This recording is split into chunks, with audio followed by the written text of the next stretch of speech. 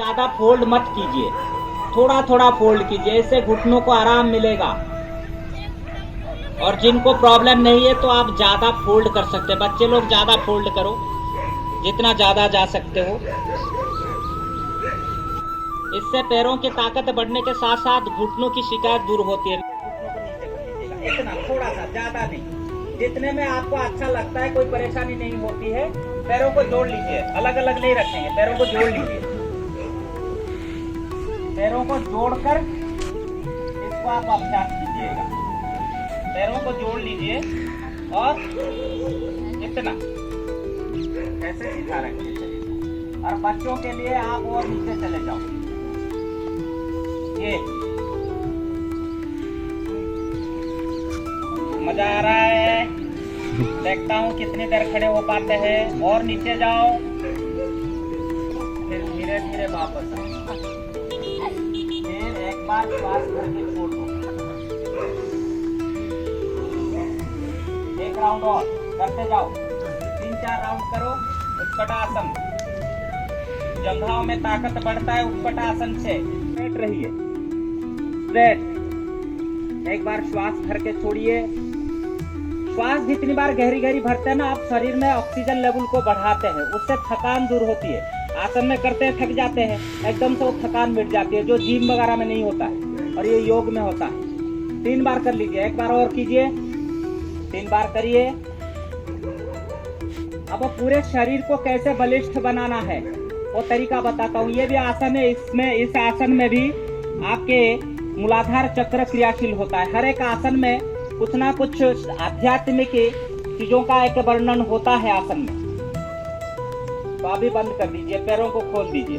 एक बार श्वास भर के छोड़ दीजिए हुए, फिर श्वास भरते हुए ऐसे पीछे चले जाओ, पीछे चले जाओ, पीछे जाओ, पीछे जाओ।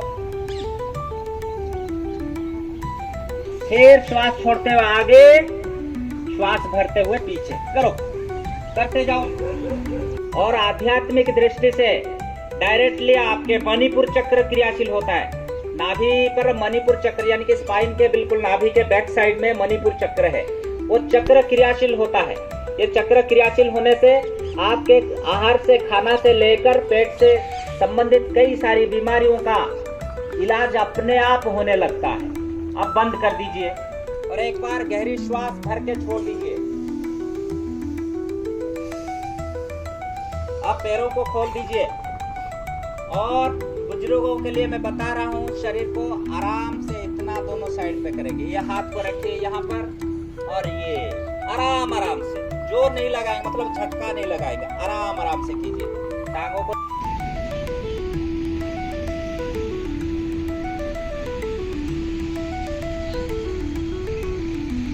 दस बार सीधी तरफ करेंगे, फिर 10 बार उल्टी तरफ।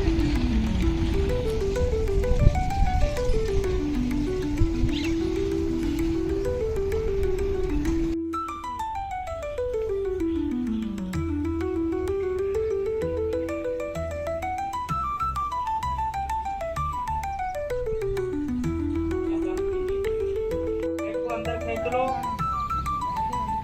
और सामने कोई एक जगह पर ध्यान को टिका दो। पेट को जब अंदर खींचोगे तो आपके श्वास प्रश्वास आपके फेफड़ों के साथ चलेगी। कम से कम 30 से 40 सेकेंड इस आसन में रुकना है। उसके बाद वापस आएंगे, फिर दूसरे पैर के साथ वही ऐसे पैर को सेट कर देंगे और दोनों हाथों को ऊपर और खींच दीजिए, पेट को अंदर खींचिए और सामने एक जगह पर अपने ध्यान को टिका दीजिए। इस तरह फिर जब थक जाएंगे पैरों को खोल दीजिए, थोड़ी देर आराम दे दीजिए, 10-15 सेकेंड। फिर एक राउंड और ऐसे ही पैरों को फोल्ड करते हुए पूरी श्वास को छोड़ दीजिए। फिर शरीर को ऊपर उठा लीजिए और अपनी ठोड़ी को कंठ दोनों घुटनों के बीच में टिका दीजिए और श्वास प्रश्वास चलता रहे। और इसी तरह आप 30 से 40 सेकंड रुक माना गया है इससे। पवन मुक्त आसन।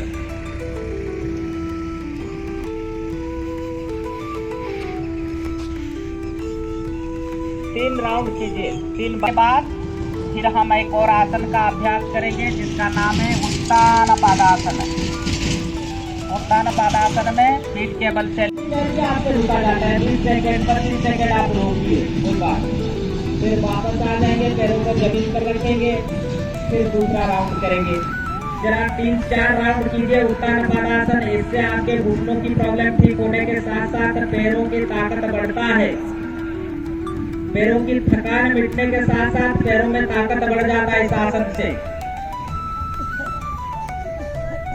3-4 बार इसका अभ्यास करेंगे। ये सciatica पेन के लिए भी अच्छा माना गया है। इससे आपके नाड़ियां खिंच जाता है और उससे sciatica पेन भी ठीक नहीं होता है। और कमर की अपना शरीर का सिस्टम भी ऐसा ही है। सहजता के साथ करेंगे, आराम आराम से करेंगे तो हमें सिद्धि प्राप्त होगी। झटका ना दिए, झटका नहीं देना, आराम से करो। जितना होता है उतना करो, कोई बात नहीं। अब रोज रोज थोड़ा थोड़ा अभ्यास करेंगे ना, ये हो जाएगा। हलासन आंखों के लिए बहुत अच्छा है, बच्चों के लिए और सबके लिए। आंखों के लिए हलासन बहुत अच्छा होता है और इस आसन से एकदम से रक्त का प्रवाह आपके हार्ट की तरफ होने लगता है। इसको अगर 15-20 सेकंड करोगे तो आपके हृदय पर